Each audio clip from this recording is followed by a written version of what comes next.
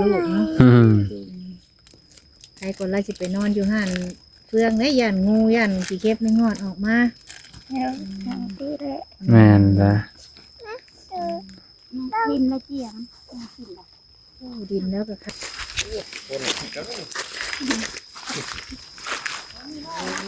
ตู้ตายก็ต้องนี่ละบัด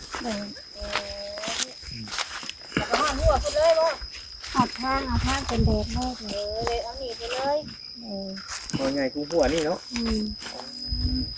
คุมหัวเลยทำฝุ่นกับโพนนะป้าตุ๊ก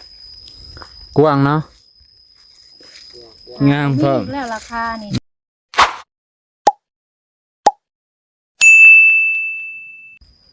ทักทายสบายดีเด้อพี่น้อง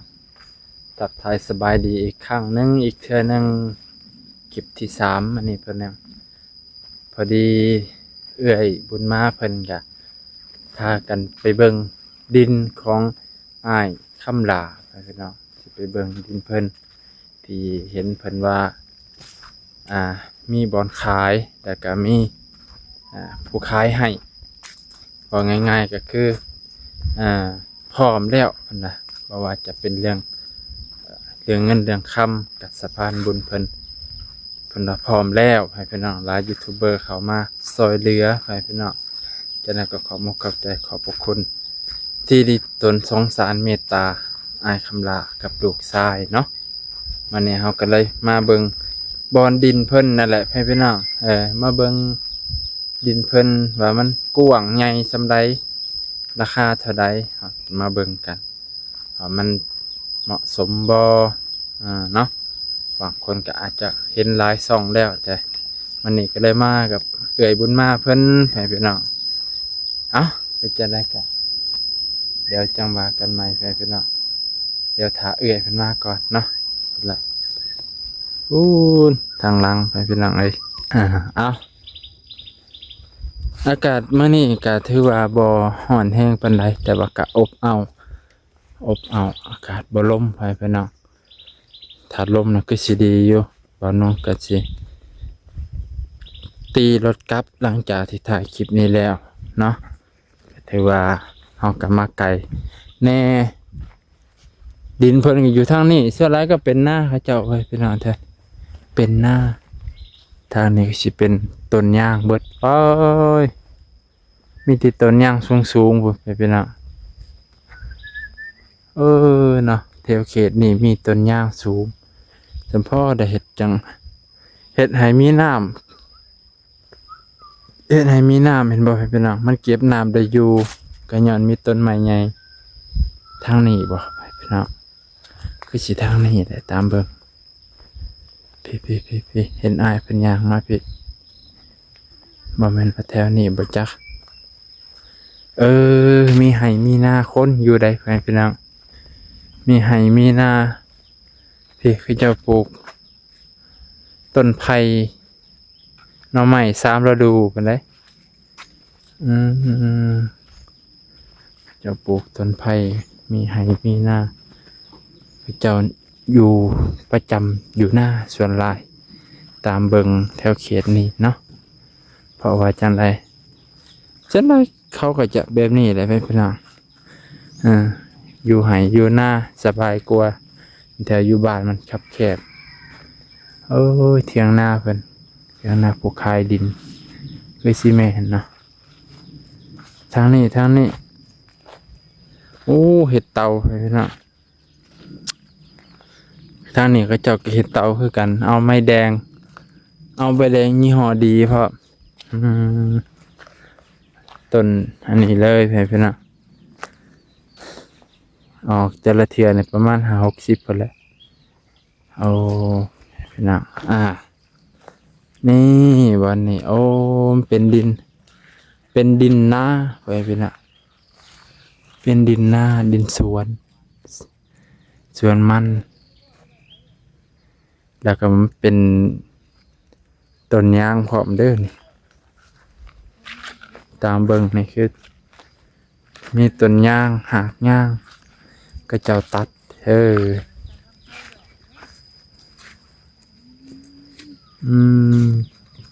กระต่อต้นยาง3-4ต่อเลยหาต่อไปเป็นอ่ะนี่แหละบอนนี่บ่ แม่ละเบา ต้นยางเล็กไปหาต้นไม้ฮะต้นกระเดาเล็กที่ที่แจ สีแจมุมนี่ไปเป็นอ่ะมาหากอไผ่พี่30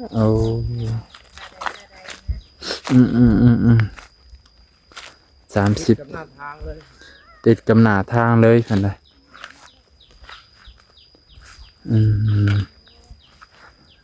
เดี๋ยวมันจะคล้องดิน รับมันก็ถูกมาพี่แหละอุ้มเอา สบายดีเด้อเอ้ย โอ้ย โอ้ยสบายดี มากับเอ้ยเป็น2คน ดินเพิ่นมาก่อนเขาจะ เนาะ เพิ่นชี้ให้เบิ่ง โดยเพิ่นบ่ใส่ส่งบัดนี้ อยู่ทุ่งให้ทุ่งนา ลูกจ้าบ่นี่ โดย อีล่ะซื้อหยังลูก คือ35 โอ้ มีลูกจะคนเจ้า ได้4คน นาเถียงเจ้าบ่ โดย เถียงนา โดย โอ้ได้กินขนมแบ่งกันนี่เด้ออันนี้ก็ลูกชายบ่ผู้นี้ โดย โอ้ ลูกชาย มีลูก4 คน โดย โดย อยากมาเบิ่งดินว่าบ่อนเพิ่นสิซื้อให้เฮ็ดหยังกันน่ะมาพี่เจ้าน่ะเฮ็ดหยังกันน่ะ มาพี่ก่อน มาพี่ก็แดดแทบบาดนี่เนาะยับมาลูกลูกเราให้อยู่จักปีแล้วผู้น้อยนี่ ปีปลาย โอ้ ปี8 7 8เดือน บอกลูกอยู่โฮมกันได้บ่เขาล่ะบ่ให้เราออกมาแดดน้ำกระยาบ่มีกันจ้องบ่เจ้า มี กะยันว่าลูกเจ้าฮอนแดดเนาะเอากระจ้องมาให้แม่เจ้านี่ฮัม เบ๊เอาเจ้ามาให้แม่นี่ เพราะว่าสบายดีเด้อ โดยสบายดี นี่บ่เจ้าของดินเพิ่นนั่น โดย โอ้ เจ้ามักแล้วบ่เจ้ามาเบิ่งนี่ โดย มักแล้วเนาะ โดย ได้ดินแล้วก็มาปลูกซ้ำนี่ซ้ำสินอน2คนลูกเนาะใครคนละสิไปนอนอยู่ห้านเฟืองได้ย่านงูย่านสิเก็บไม่งอดออกมา แล้วพี่ได้ แม่นละ กินแล้วเจียงกินแล้ว โอ้ดินแล้วก็คักกี่เด้เนาะ โดย ก็งามซ้ำเห็นบ่โกไผ่โกอีหยังก็งามเนาะ ติด ใช่ โอ้ดินอันนี้ไปเลาะเบิ่งก่อนเอาล่ะมาจับกล้องนี่เดี๋ยวไปเลาะเบิ่งก่อนว่ากว้างหอมสำใดแทกเบิ่งแล้วบ่หรือว่าแนวใดอันแทกแล้ว เพิ่นโยกแล้ว โอ้โยกเอา โอ้โยบเอา ได้ค่ะได้นี่ ราคาตอนนี้ ตัวใหญ่นี่ โดย เออ มาโพนตัวนี้ ตัวใหญ่นี่ โคนตัวนี้ติดทางเลยแม่น โด บ่ ย โคนตัวนี้ ราคาโตไปใช้พวกเขียวพวกกระเดานั่น โคนนั่น โดยรับ โอ้ มาตามรับพวกย่างมาใส่พวกคุมเขียวนี่ อืมก็กว้างเติบเลยเนาะ โดย ราคาเท่าไรเลยเอ่ย 50,000 โอ้ไม่ ตัวย่างที่ใส่พุ่นกระเดา เด้อ โดย สุดตัวย่างอีก ชุดอันพุ่นแหละชุดทางโต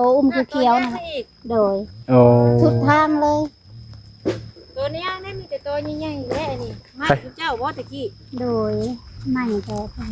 ลำไปใช้สารำมันก็ยังแต่ตัว ขาย โอ้ มาเบาเพียงขายแล้ว โอ้ บ้านยังเขาบ้างพี่ ใครแต่ว่าเพิ่นตัดให้เนาะ โดย เพิ่นตัดทิ่มไว้ พี่ละย่างว่าค่าให้ผ้าว่าพี่ว่าเขาหลายเอ้ยอุ้มมาแม่ลูกนะ อุ้มมาลูกเนี่ย เอ้ยอยู่ห้องบ่อยู่เนาะ เพิ่นบ่อยู่ได้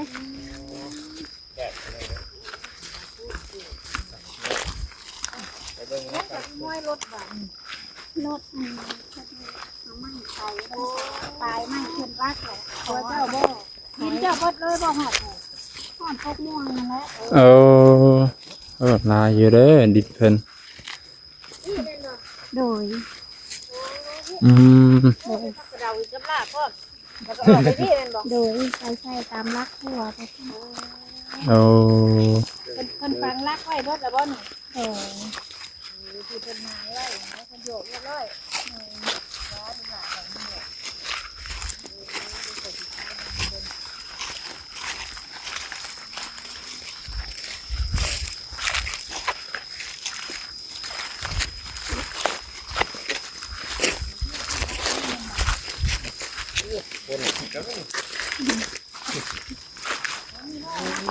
ตู้ตายก็ต้อง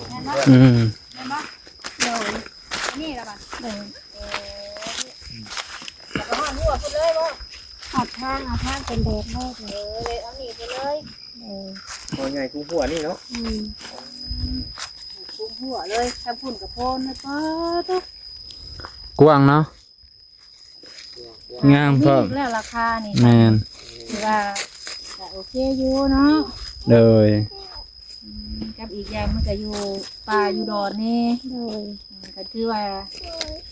ให้คนอื่นแบบอยู่นอกอยู่หยังมาซื้อเพิ่นก็บ่ซื้อได้ แม่นแหละ เริ่มทยอยออกมาแล้วเฮือนกับมีหลายหลัง นี่เด้ โอ้ เพื่อนเจ้าบ่อน โดยเพื่อนญาติเพื่อน อืม ไปเฮาฮู้แล้วก็ไปห่มได้เลย โดย โอ้ยบ่มี โดย แต่ว่าอายุเจ้ายังมีดินมีดอนเนาะ แต่ก่อนค่อยปลูกมันบ่อยู่นี่ แม่นเพิ่นพระเจ้าปลูกมันญาติพอปลูกมัน เออ ส่วนมันเก่าแล้ว เดือนมันเก่า ญาติเพิ่นพอปลูก แล้ว มัน ได้มาอยู่นี่แล้วปลูก พัก โอ้ ปลูกเอาไม้เนาะตอกนี่ท่านสิกินมาเกิดท่านเอาไม้มันเป็นดินดงเนาะ เลย ดินดง ปลูกหยังก็งาม เนี่ยปลูกงามเห็นบ่โกนเอาไม้แล้วนะท่านสิกินแบบ อืม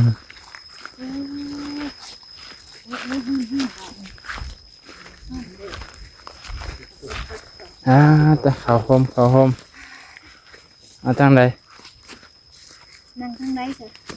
น้ำหกไม้ รถไถนี่เนาะ ข้างเนี่ยหนึ่งเลยมาที่ เพิ่นก็เฮ็ดทานได้มื้อนี้โอ้ ทานคอไม้เพิ่นละเฮ็ด โอ้ไม่ก็ขอเพิ่นบ่ แม่นปลายเพิ่นบักเพิ่นเอาคอมาเฮ็ด ใบไม้เนาะ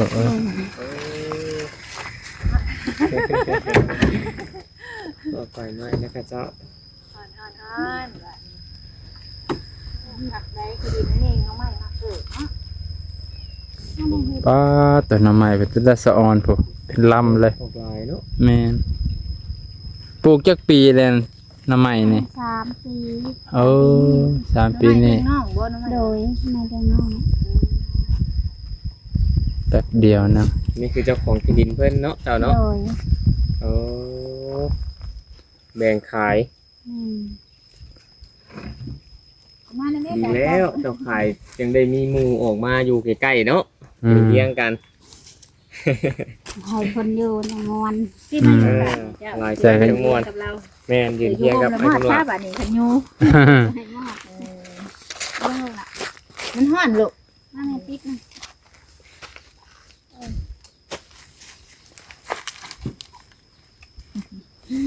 เอ้ยลูกสาวเนาะ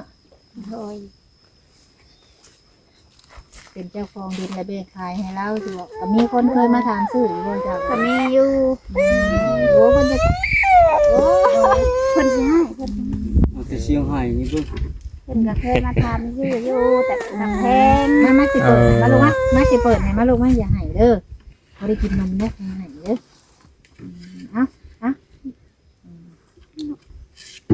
เพิ่นแดดเพิ่นอยากกลางห่ม เนาะ แม่น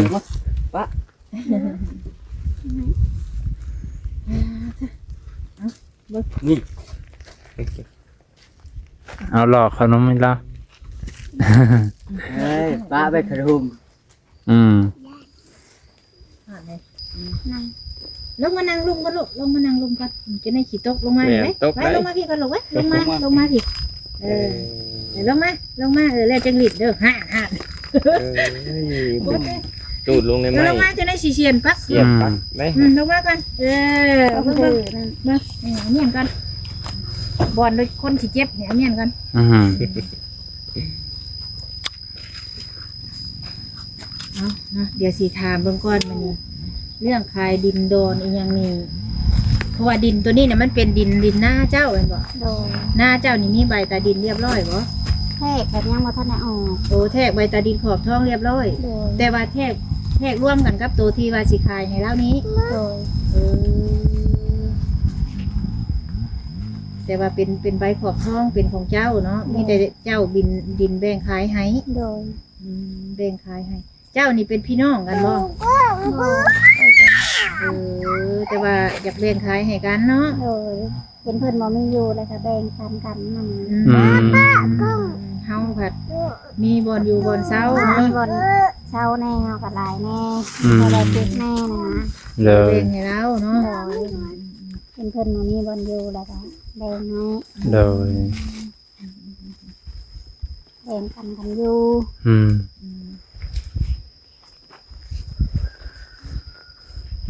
คัดว่าขายว่าหยังก็โตไปภายภาคหน้าก็สิบ่มีปัญหาที่คันว่าเพิ่นซื้อหมอกนี้ให้เราก็ได้ บ่มีปัญหา แต่เฮาก็ต้องเฮ็ดใบซื้อขายแยกออกมาเนาะ โดย บัดนี้เด้ซะทั้งที่อันเจ้านี่ เจ้าอันมีซัมมโนอยู่บ่ที่ผ่านมารายชื่อเจ้าขึ้นมีหัวซัมมโนน้ำพ่อน้ำแม่อยู่บ่แต่เจ้ายังน้อย จักเลย บ่เคยเข้าบ่ จักยมบู เอ อื อ มสิซื้อขายได้อยู่บ่ถ้าบ่มีสมโน แต่ต้องก่อนสิซื้อนี่ต้องเจ้านี่ต้องมีรายชื่อในซัมมโนก่อนตามที่ข่อยเคยซื้อดินผ่านมานะ โดย ต้องอันเอาซื้อเจ้าสิเข้าน้ำไผสิให้เจ้าเข้าน้ำนะรายชื่อนี่มันสำคัญน้ำซัมมโน โดยโดย ซื้อดินก็ซื้อได้อยู่แต่บัดนี้มันก็ต้องรายละเอียดเพื่อหยังเพื่ออนาคตภายภาคหน้าซื้อดินมันบ่คือซื้อพักได้กินแล้วกินเบิดบัดนี้ดินนี่เฮาอยู่ไปตลอด เฮ็ดบทบันทึกแล้วก็ นั่นแหละ ชื่อเพิ่นเขา ซื้อแม่นอยู่ซื้อแล้วนะซื้อแล้วเข้าอยู่แต่ต้องให้มันละเอียดเนาะ แม่ อืม เอานั่งลงก่อนล่ะเจ้าน่ะนั่งลงน้ำเล่านี่ก็ได้อะพี่มานั่งเฮียงกับเจ้าเล่าพี่ พักเพิ่นเขาคำ นั่งเฮียงกันใกล้กัน อืมนั่ง นั่งใกล้ๆกัน นั่งใกล้ๆกัน ใกล้ๆกัน แต่เฮาก็เส้นเพื่อความชัวใจนะมีบทบันทึกกันนะมันก็สบายแต่เฮามีบทบันทึกเลยก็ทางผู้ที่มันก็แล้วสบายแล้วนะเบาคำลาแล้วก็สบายมีบันทึกเพิ่นก็ถือไว้ คือไว้มีแต่ว่าคันนี้ครูรับรองแล้วเนาะการชื่อดินชื่อดอนนี่มัน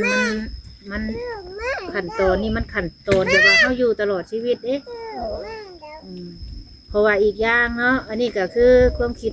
ข่อยก็ความคิดส่วนตัวของข่อยนะทุกคนก็อาจสิเป็นคือกัน เพราะว่าคือว่าคำหลานี้คันสีซื้อดินซื้อดอนเนาะ โดย ซื้อแล้วก็แม่นบัถึกต่อไปภายภาคหน้านะบัถึกคนเฮามันบ่ถือกันตลอดไปนะบ่แล้วก็ได้ เฮาก็ส่องงามเห็น แม่นเพราะว่าตอนนี้เฮายังถือกันอยู่เพราะว่าที่ผ่านมามันก็มีบทเรียนมาหลายนะข่อยก็เลยอยากเว้าแนวนี้ได้ยินแม่ป้าเล่าว่าเรื่องสัมมโนตัวเลขบางทีอันผู้ที่เจ้าอยู่นำบางทีเพิ่นเอาเจ้าเข้าน้ำหัวของเพิ่นก็ได้นะมีแต่เพิ่นสิล้มกันตอนนั้นก่อนข่อยได้ยินเพิ่นว่าจังซี่ค่ะถ้าเบิ่งไปก่อนหั่นนะมันต้องให้มันละเอียดแน่หั่นน่ะในการที่ซื้อดินแม่นอยู่เฮาซื้อซื้อได้อยู่บัดนี้ มีผู้เพราะว่าเพิ่นมาประกาศเพิ่นมาเซ็นนำเลยก็โอเคนะ โดยแล้วบัดนี้อันบ่เว้าคำลาที่ว่าชุมเพิ่นมาถามนี่เรื่องสัมมโนตัวเลขเพิ่นได้เว้านำเจ้าอยู่บ่ ยังบ่ได้บอก ยังบ่ได้มีไผเว้าบ่ โดย อืม คันน่ะเพิ่นให้เจ้าเข้าน้ำเพิ่นเจ้าก็สิเข้าอยู่บ่ แท้ๆเขา คันน่ะเพิ่นเอาเข้าเฮากับเขาเนาะเจ้าสิได้เป็นคนแบบว่า หรือว่าคันว่าเจ้านั่นคันว่าเฮ็ดผู้เดียวได้ก็เฮ็ดเพราะว่าเจ้าอยู่บ้านนี้อยู่แล้วนะเพราะว่าเรากับพี่น้องเจ้าเด้เอื้อยเจ้าเพิ่นไปอยู่ไสน่ะซุมื้อ เขาก็อยู่บ้านเนาะ อืมแต่เพิ่นบ่ได้อยู่บ้านนี้แล้วแม่นบ่ วันนี้เป็นกันเนาะมันแก่เจ้า คนนั่นเกิดอยู่ในบ้านนี่เลยบ่ โดย นั่นแหละบางที่บางที่เฮ็ดเองก็จักว่าได้ว่าเจ้าเฮ็ดสัมมโนตัวเลขนี่ต้องทำเขาบ้านเนาะ ขึ้นสมโนเองเลยเนาะ ต้องถามทางเขาบ้านเพิ่น เสียวขึ้น ทางที่ดีน่ะคันเจ้าได้ดินเป็นของตัวเองนะเฮาเฮ็ดสัมมโนเฮานั่นดีที่สุดเพิ่นมาเปิดเฮ็ดอีกอยู่บ่ 3 ปีเพิ่นสิมาเปิดให้เพิ่น จักปีแล้วค่าเฮ็ดมานี่ อ๋อ แต่2 ปี โอ้ปีหน้าบ่ อันนี้ก็เพิ่นขึ้นมาเอาคนเขาคนออกแล้วเพิ่นนึง เออโอ้ประมาณปีหน้า เฮาต้องถามทั้งพ่อบ้านเนาะจังรายละเอียด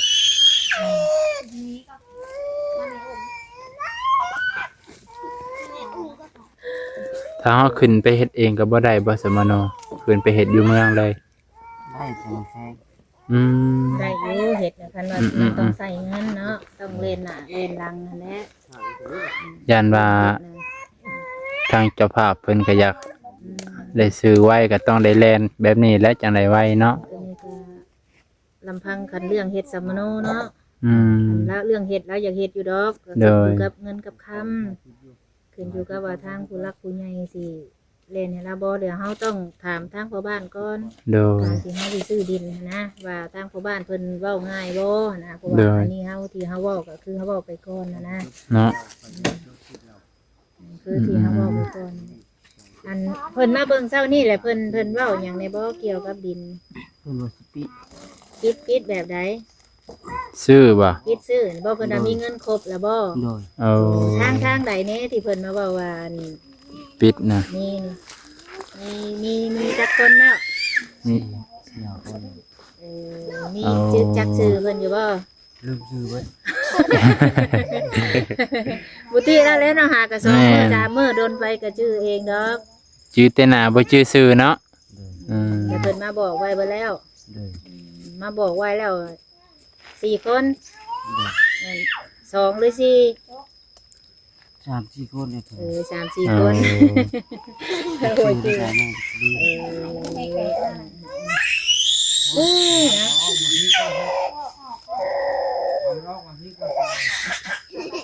แล้วอุ้มไปเลย อุ้มไปโลกก็ได้เจ้าน่ะไปบ่เป็นหยังดอก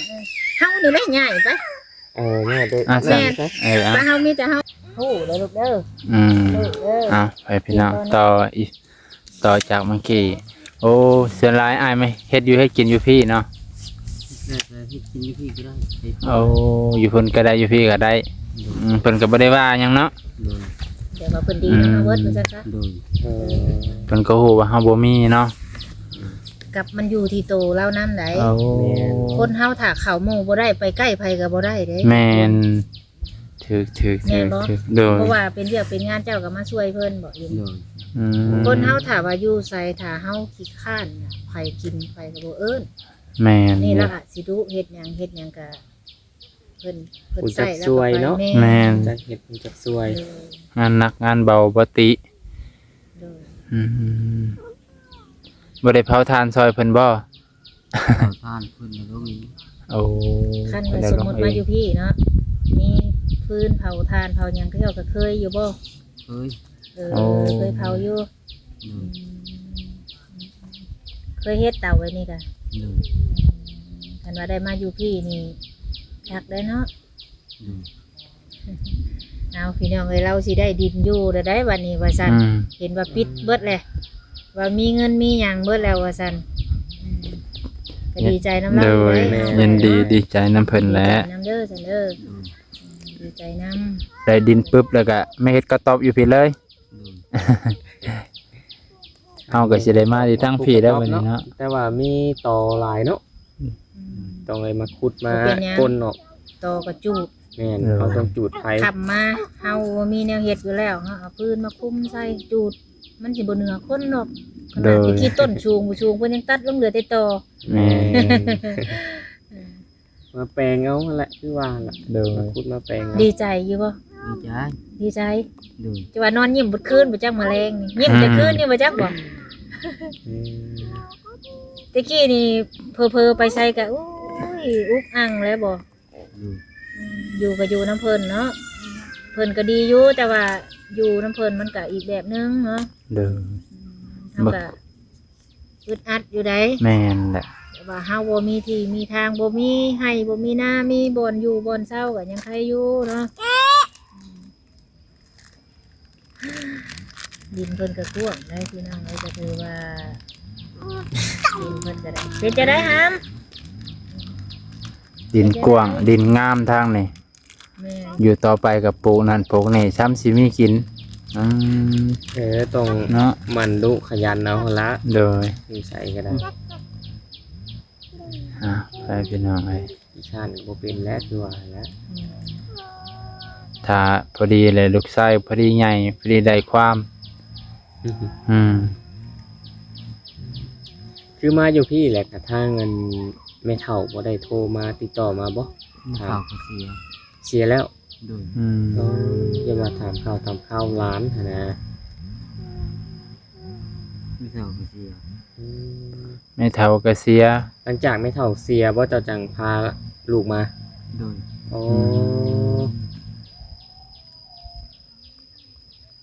ไต่ตนพี่น้องเลยเนาะ พอดีทั้งที่ตัวทางก็ติงทาง เพราะว่ามาอยู่พี่ก็ญาติพี่น้องขายหมดแล้วดินดอนตอนหย่าก็ได้ แน่งอนแล้ว มาพี่ลูกนะมาเล่นน้ำข่อยนะ บุก อ่ะ ก็ แล้ว บุก เราก็แอบละเอาโอเคใช่ไหม เอาบุกเลย จบคลิปก่อน กินข้าวกินน้ำแล้วบ่ลูกก็ได้ กินเลย กินแล้ว เลย โอ้เดี๋ยวเราเพิ่นอยากกินข้าวกินน้ำใช่ดอก จากข่าวบ่ อืม อย่าเข่าว่าลูก อย่าเข้าบ่อันยะ เอาโอเคสบายดีได้อจ้ะเด้อสิจบคลิปก่อน โดย เนาะ สบายดี ได้ก็ได้ เอาก็สิได้จบคลิปเพียงเท่านี้ก่อนไปพี่น้อง